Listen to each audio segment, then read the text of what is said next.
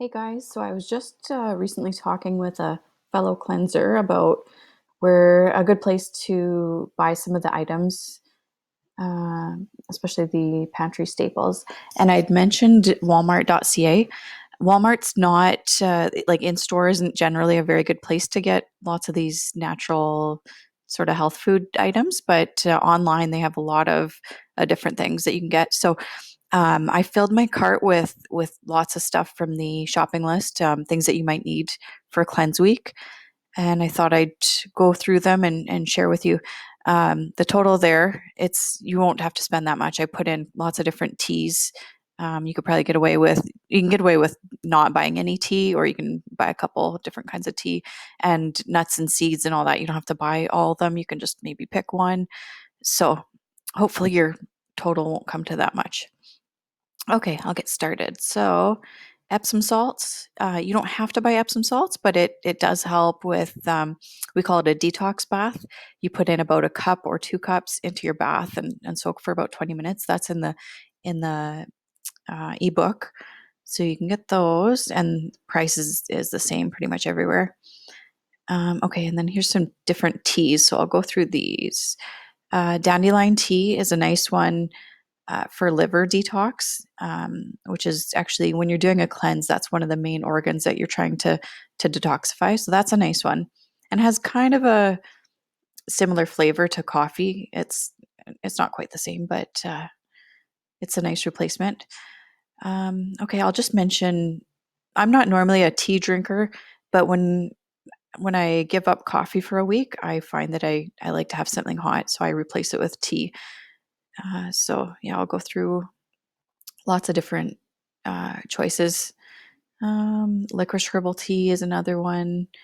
Restful sleep tea, and I like these brands too that I have here. Lemon detox herbal tea. Uh, you can even just do lemon juice and hot water too. It does the same thing if you want.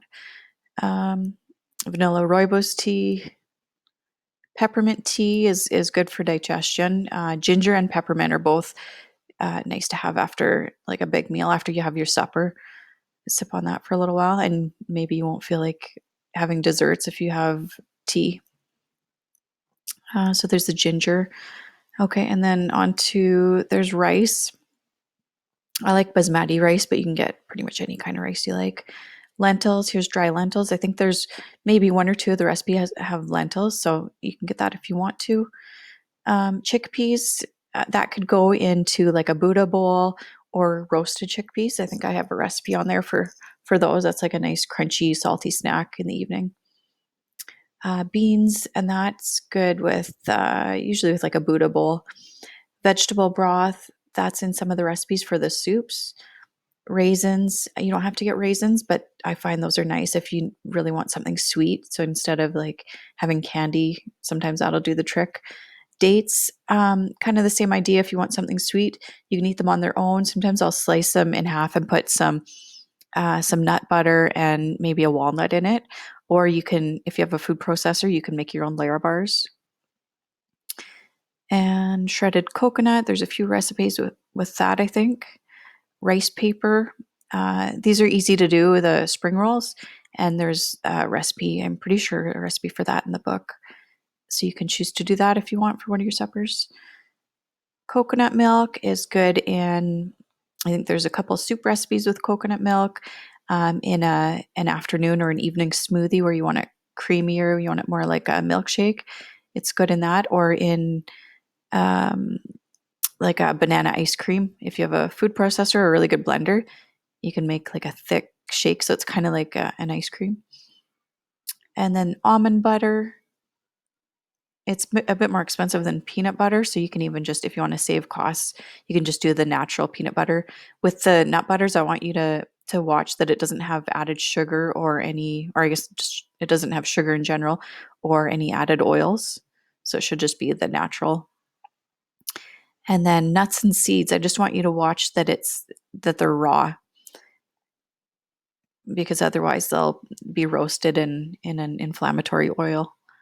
Okay, so there's pumpkin seeds, there's sunflower seeds, walnuts, cashews, and I've gone through the ones that I've purchased.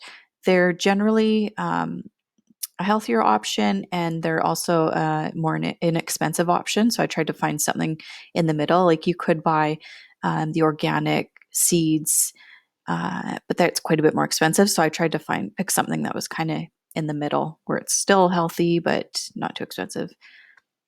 Cashews, oh, I've got two in there. That's why it's so expensive. Yeah, those are nice to snack on. They're a little bit more expensive. I don't know why it keeps going to two. Other coconut oil. I buy mine in bulk at Costco, but if you don't have coconut oil, this one's not too bad because it's cold pressed. Chia seeds, you can choose to buy that or not for in your smoothies or chia seed pudding. There's a recipe in the book for that. Hemp hearts, that's generally I have. You can sprinkle it on salads or soups or anything, but I generally put it in smoothies. Apple cider vinegar, I generally use the Bragg's. Walmart doesn't sell that. I haven't tried this brand, so I'm not sure if it tastes as good, but it's a quality brand. And there's almond flour. I That's something I use a lot for a gluten-free flour. I'm not sure if that's in some of the recipes or not. And you'll find it's a little bit expensive too, so you can skip that if you want. Coconut flour is in a few recipes. And this is a nice, you don't have to buy this, but it's not like it's going to help your cleanse or anything. But if you feel like if you're craving like a glass of wine or some pop or something, or if you're out somewhere and people are drinking, then this is nice to have something carbonated. And the lime flavor, you can get natural and just add your own lemon or lime, but this one actually is really good. Okay, so yeah, hopefully you won't have to spend that much on your groceries. And then you will be stocking up a lot on fresh produce and some frozen berries and things like that. So it's pretty much just this and then fruits and vegetables. So yeah, if you want to keep costs down, just pick and choose from here what you want to have. Okay, I think that's about it. Any questions on any other ingredients or recipes or anything, just send me a message, or actually even better, you can post a comment in the Facebook group and then other people will see it because they might have that same question.